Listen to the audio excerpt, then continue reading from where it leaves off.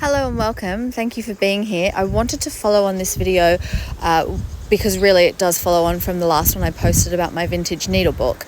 These are pieces of quilts, vintage quilts that I bought from Beck at Sobe at the Sydney Quilt Show, and I wanted to make them into little coin purses with vintage some vintage trims that I've found along the way. So I have used these before, the beautiful vintage crochet flowers. I didn't make them. I would love to make them, and I've challenged myself that I'm going to learn.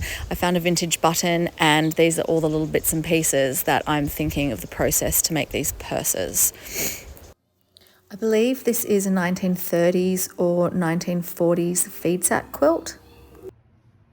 And it's absolutely beautiful. It's quite threadbare, but so I've got this piece of yellow wool. I'm doing that as a lining, and then because it doesn't reach the whole way, I will use another just offcut scraps I had here from when I was making my fabric yarn for the crochet. So I just cut all, odd shapes to even up the pieces to use for the yarn. So I've got little weird shapes that's just sitting off to the side, and I will do something like that for the rest of it and I will put a little bit of interfacing in there because it needs a little bit of structure. So this is the idea. Obviously you won't see the yellow when it's done, but I just wanted to show you. I also found, isn't that cute? I used to have 25 chickens in our last house, at our last property I should say, before we moved here 3 years ago, and we are going to get some more this summer, but it just hasn't, the coop isn't secure, and there's foxes everywhere around where I live, so we don't have any at the moment, but I love having chickens around, and I thought that's a beautiful rooster.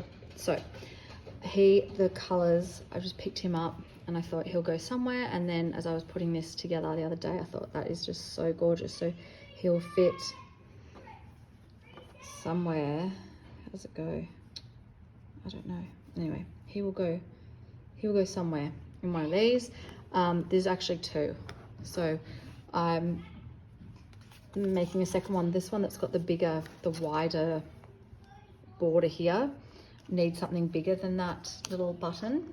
So I was thinking I might use one of my bees that, and these, some of the money from this goes to the Ween Bean Foundation, which is an organisation that promotes the awareness and research for the threat to global bees. So I just thought that was beautiful. I used to have a hive. I don't know if I've ever mentioned that before. And in our last house, the same house as where we had all the chickens, we went away one August, which is notoriously windy in August down in the region that I live. Yesterday, the winds were probably 65, 70 kilometers an hour. They were so crazy that I wouldn't have even been able to record where I'm standing, which is right next to the window, you'll see. But because you just wouldn't have heard anything through that glass. So it is exceptionally windy, and my beehive was knocked over while we were away, and my 30,000 bees died, which is devastating. It's still devastating to me to this day, which is why I've never redone a hive, got another hive, because it still makes me sad when I think of them freezing. So I love bees, and this will be my bees for now. So something like that. But I've got all of these vintage pieces and more. We'll find the rest that are in the same color tones that I thought I could add little bits and pieces to these quilts in there. And then there will be pouches. I don't know if I will have a zipper. I think I will in one of them. I picked up this zipper for like 20 cents. It's been used already and taken out of something, started to be used. That's great, that doesn't matter. Something like that inside the zipper pouch to make it a bit of a coin, can hold coins, etc. And I'll just play around with putting, bits and pieces together on these, and then I will come back to you. But that is crochet heart. Maybe that goes, at the bottom there. I'm not too sure. But I will come back to you and show you when I've had a bit of a play. But that is just my thought process. Oh yeah, also there's just some really cool buttons at that place I went up the coast, Port Macquarie.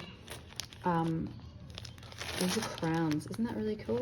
Aren't they cute? I just thought, terrible lighting, I'm sorry. All for $5. Again, a whole bunch for $5. And these ones are glass. And they just look, I just think they look incredible. So there's a whole bunch more and loose in this, in here. Anyway, so that's just something I wanted to show you. And vintage leather buttons, all of these were $1 each. I haven't opened those. I don't know if you can see them well, probably not. Anyway, those would be great on something else. So that is where I'm at for today, Sunday, and I will give you an update a little bit later. I also remembered that I mentioned I'd show you my little ironing setup. So this is in my laundry and it's called the Robin Hood Ironing Center. And it's metal. It completely fits in a really narrow cupboard, and it's got a timer on the light so that you can't, and a timer on the power, so that you can't leave the iron on. It's got the ironing board that folds up like that, and I absolutely love it. It is so helpful for small things like that. So I thought I'd show you that. Still on these, I've done a decent amount. Put some things down. At least I've found all the elements that I'm going to use, and then I will back them. This other piece, this other one is quite damaged, so what I'm going to do is I'm going to cantha all along here, because as you can see, it's threadbare down to the actual backing fabric there and there. So I'm just going to repair along here and maybe in here. I mean, it's beautiful, so I'll still show, it'll still show its age. But yeah, that's where I'm at with those. So hopefully I'm going to work on these this afternoon when Joe's here. Finished another pouch. I might have to put this one up, sorry. There we go. Yeah, so that one was the one I started. They're so easy when they're small. So I've got another 2 on the go actually. I'll show you those in a little bit. Okay, and once I've done a bit more, I'll come back to you. Okay, here I've just put the interfacing, and because it was too floppy without it, and ironed that in, and I'm just about to now put the zippers in. So those were quite easy. I've just done them by hand and done a blanket stitch to make it really neat. I really wanted to make a little vintage purse, so a little tiny little vintage wallet. And this is what I've come up with. So I actually have a friend that's given me that.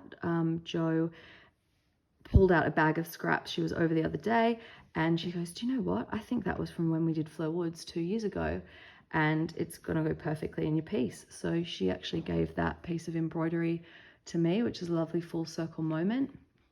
And I've just found reclaimed buttons, the one of the beautiful crochet pansies that I bought that was part of a larger piece that had about probably 15 pansies on it. So I'm slowly going through those and savoring them and loving them. I put a bit more stitch work through, just some cantha stitches through here to add a little bit of interest. A tiny bit of a flower applique from another doily, and then I've blanket stitched in a yellow pearl thread, and then we go to the back, a lovely, really, really dainty little crochet lace, and isn't he cute?